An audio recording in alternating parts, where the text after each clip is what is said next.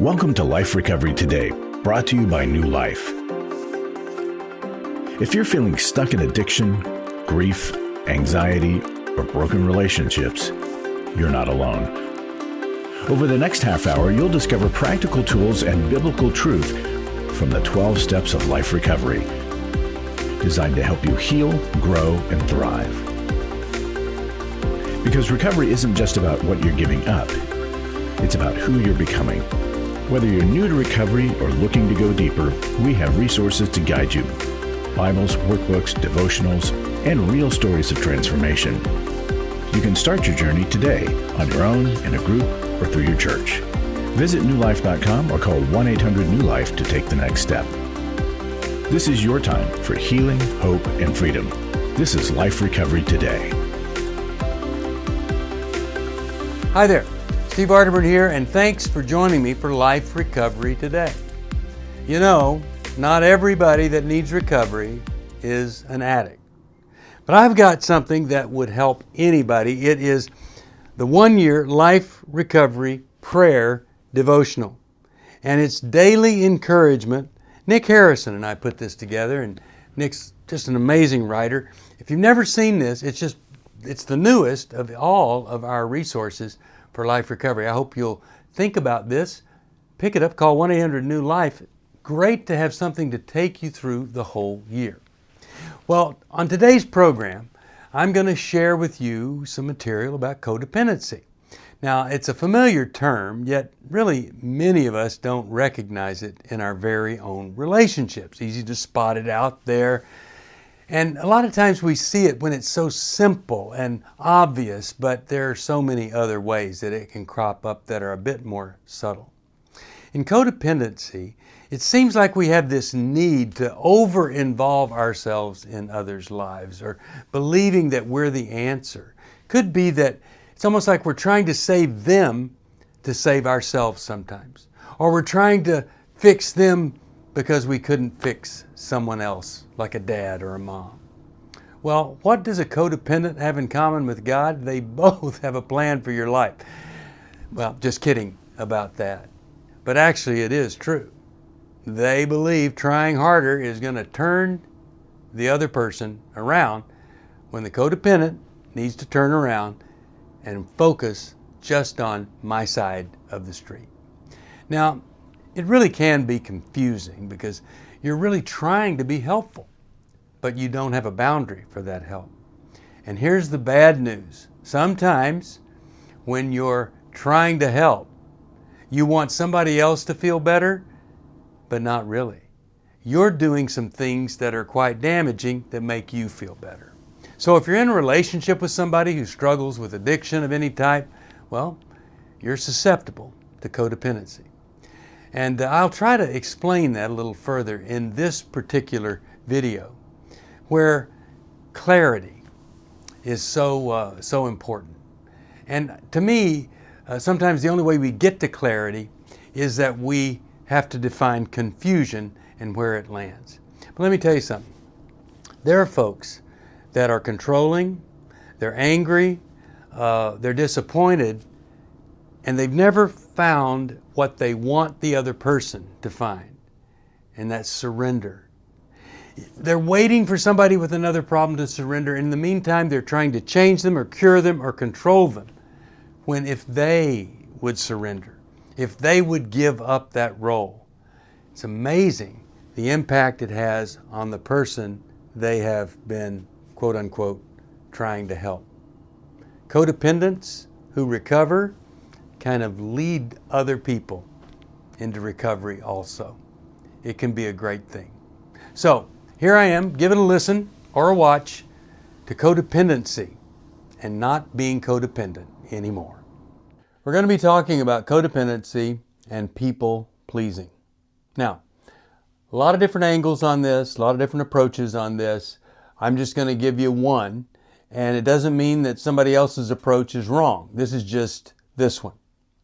Many years ago, I wrote a book called Addicted to Love. And that book addressed three things. Romance addiction. This is the person that draws people in. They love the game, all the feelings, the attraction, being fascinated, and then they break off the relationship, one after another. And then we talked about sexual addiction, and of course we know what that is. That's where it's just all about sex and nothing else, and it drives everything. The third addiction that I talked about was relationship addiction.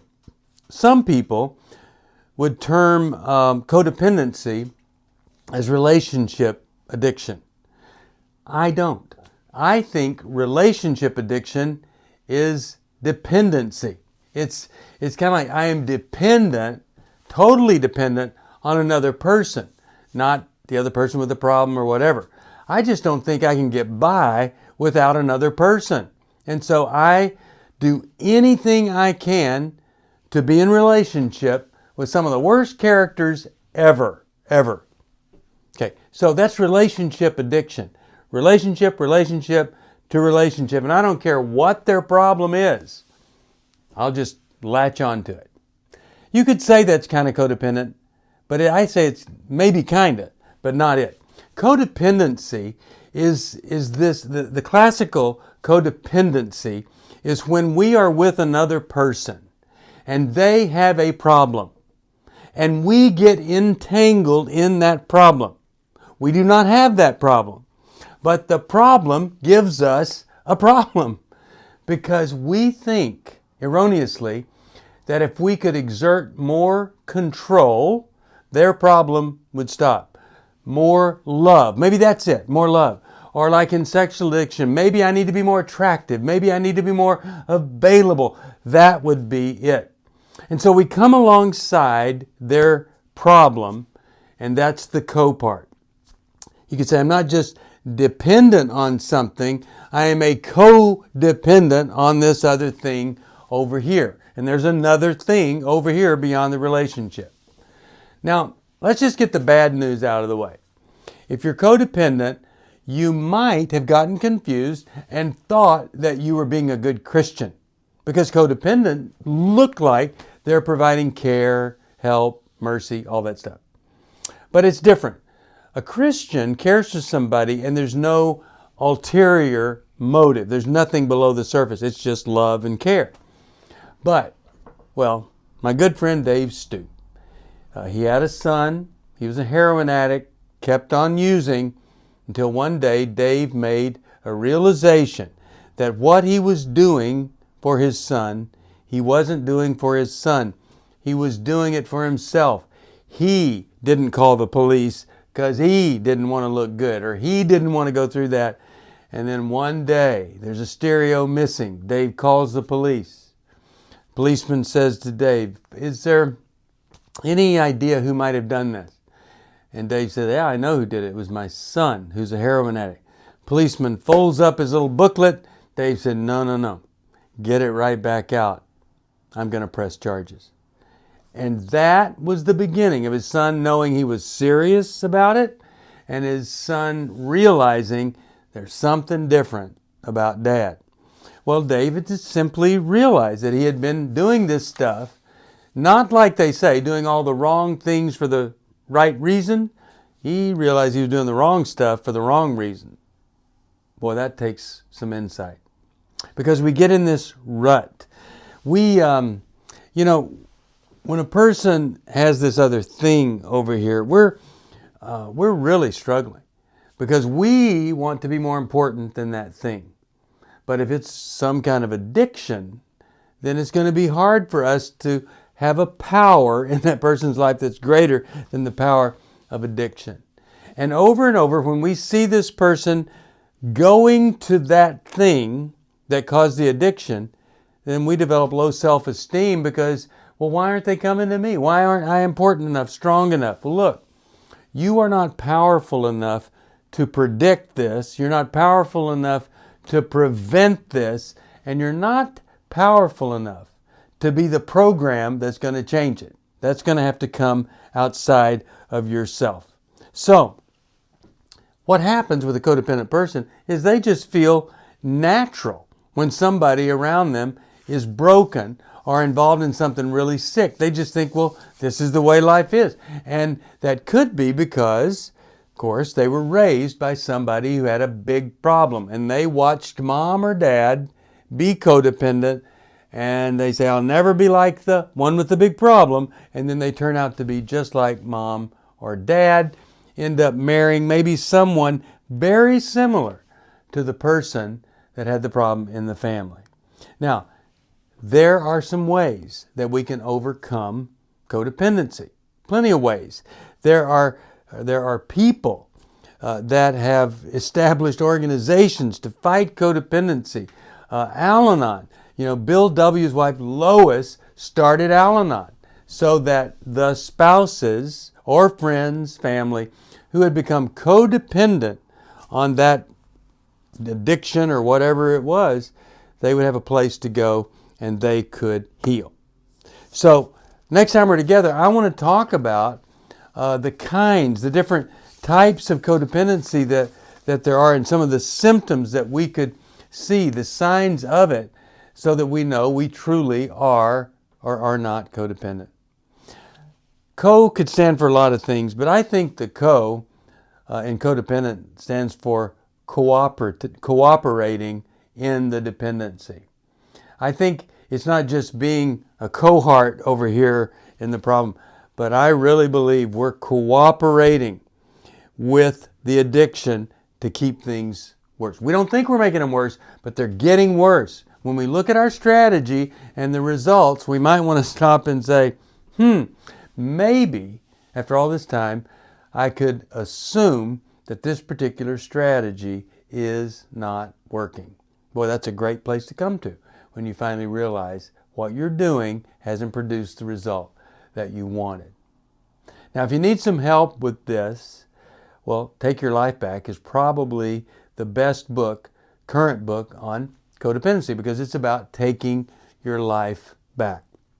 One of the things in that book says that a person who has taken their life back is the decider of their own lives. Are you going through your struggles alone?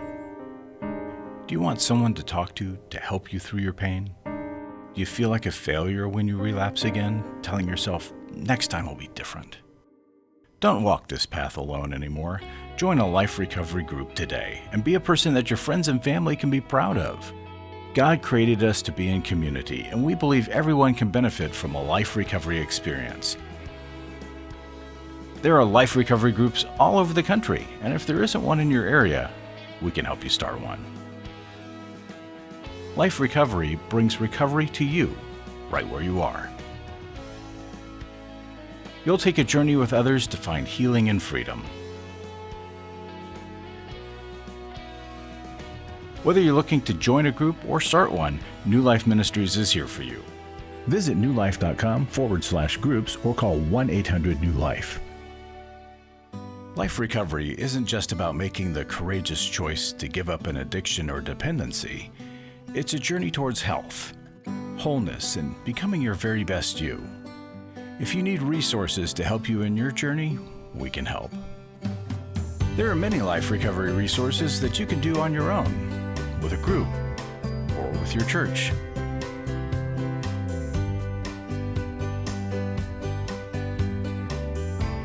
We have Bibles, workbooks, and devotionals that you can use to work your recovery right where you are. That's the beauty of life recovery.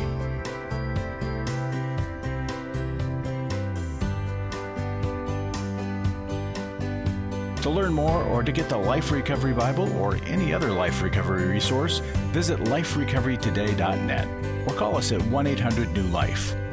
1-800-NEW-LIFE.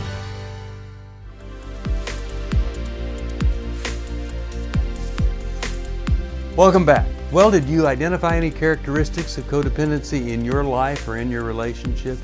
In this segment, I'm going to talk about the signs of codependency. Why does a codependent buy 2 copies of self-help books, one to read, one to pass along to somebody else? Well, that's just what we do.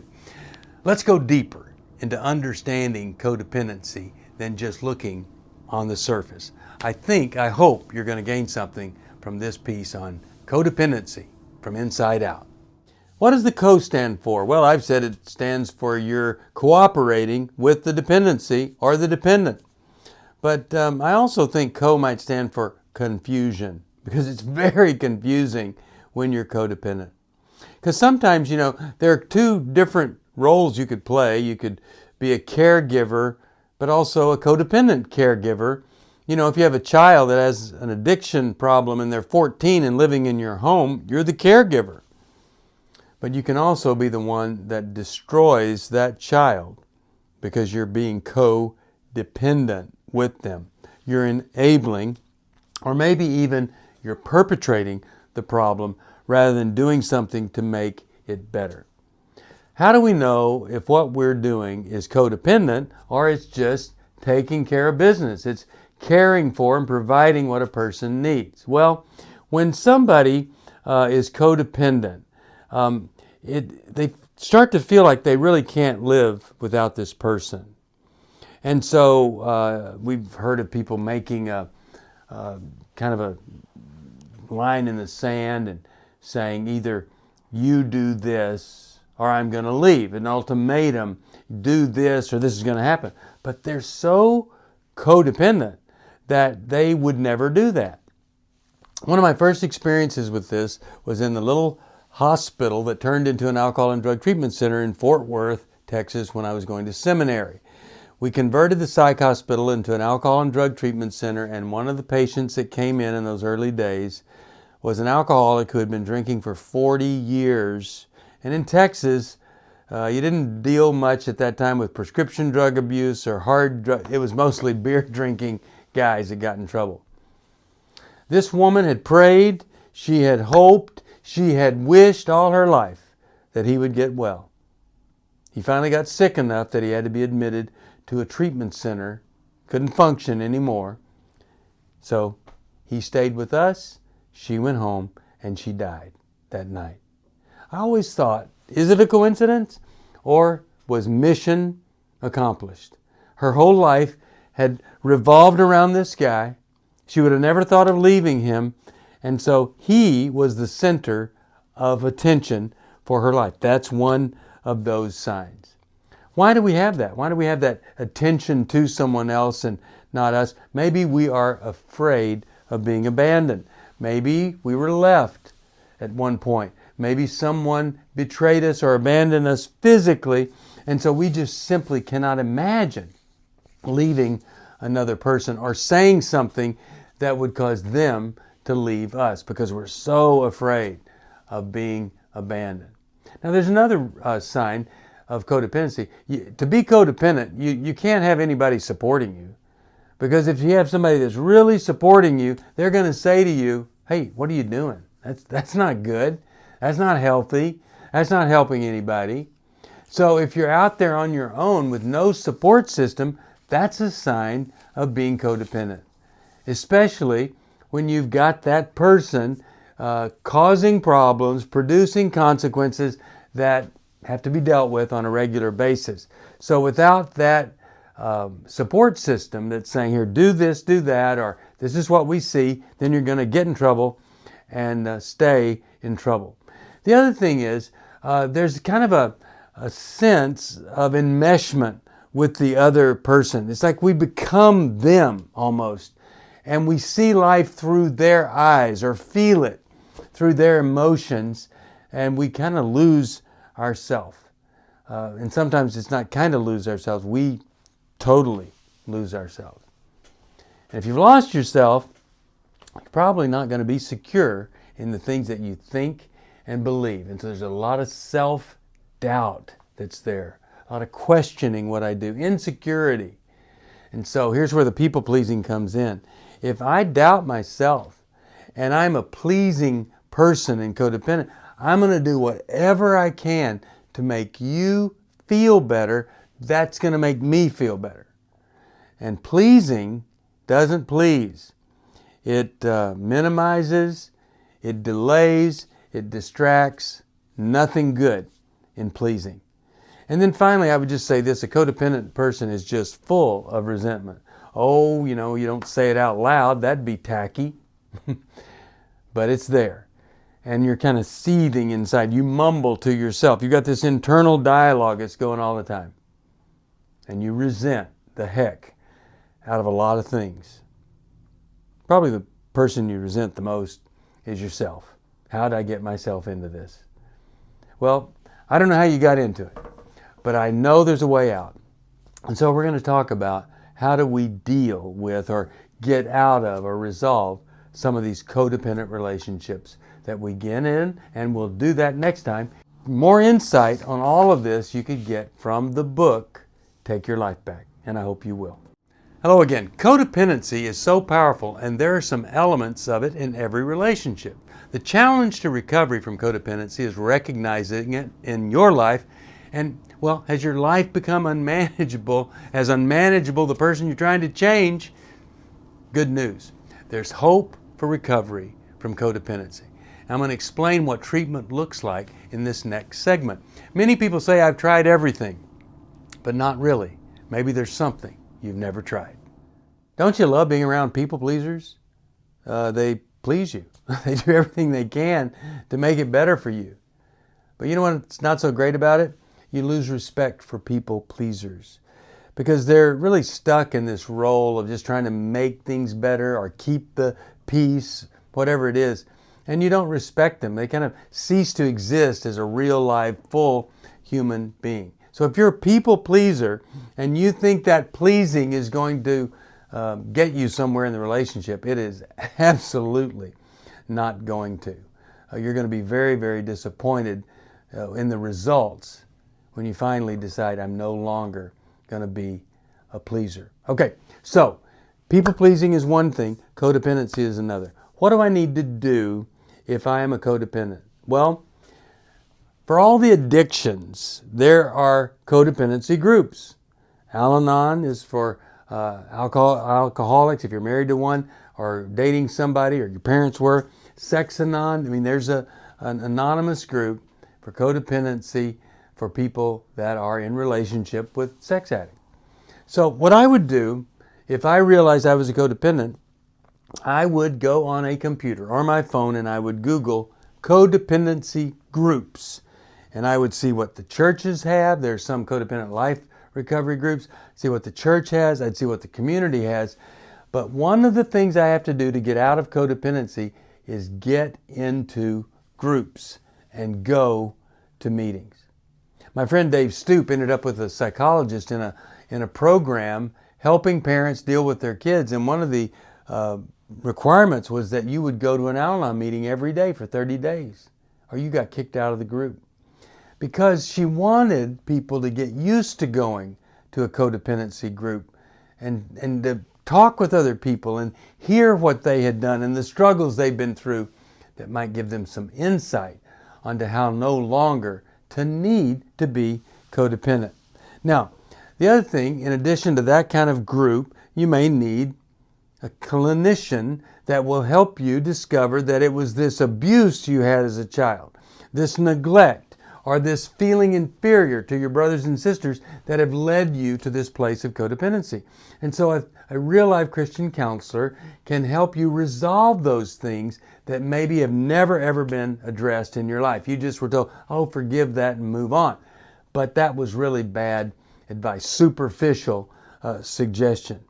Now, another thing, what we need if we're codependent is we need to be in healthy relationship. And sometimes we have to, as they say, change playmates and playgrounds, what we're doing. And we may have to say goodbye to some people that are really unhealthy for us. Next thing we want to do, if we want to get this taken care of, is we need to ask, do I need to be needed all the time? If you have a need to be needed, that's probably not healthy.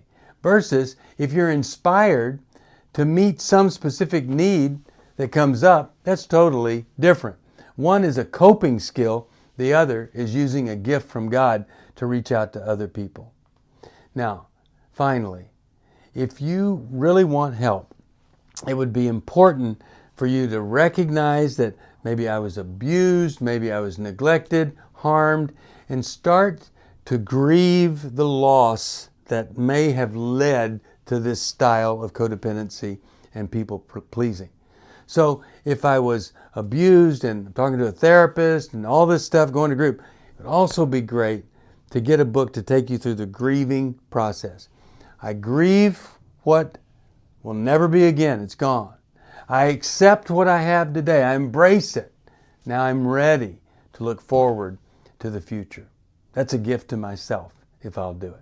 Well, I hope something that you've heard today about codependency is going to be helpful as you continue your own recovery, whether it's you who needs it or somebody else.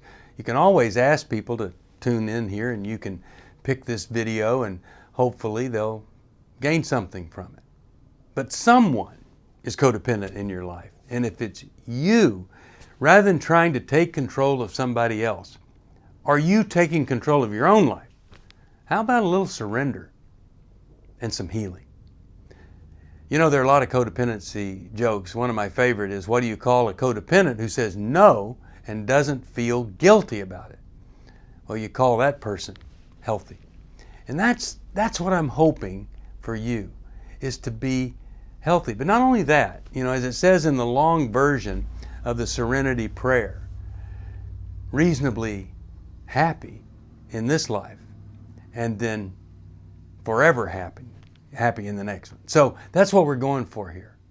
And if you have done all the work, all the steps, and nothing ever seems to be working, we have some things that you can do. We have, through New Life, emotional freedom workshops where people are struggling in this one area, and it enriches that recovery process. One of the things that both the codependent and the person with another problem often fails to do is a final thing that ensures recovery, and it's called preservation. We need to preserve the spiritual gains and the gains in growth in character as they occur. But a lot of times we don't preserve them. We can persevere through the worst times, but after it's over, we haven't preserved our gains. As I video this right now, you know, there are folks coming out of the COVID epidemic, and they're not doing too well. Because a couple of years ago, some of us thought we might die from something that another country developed. And it's been so stressful and hurtful and harmful, and you're drained.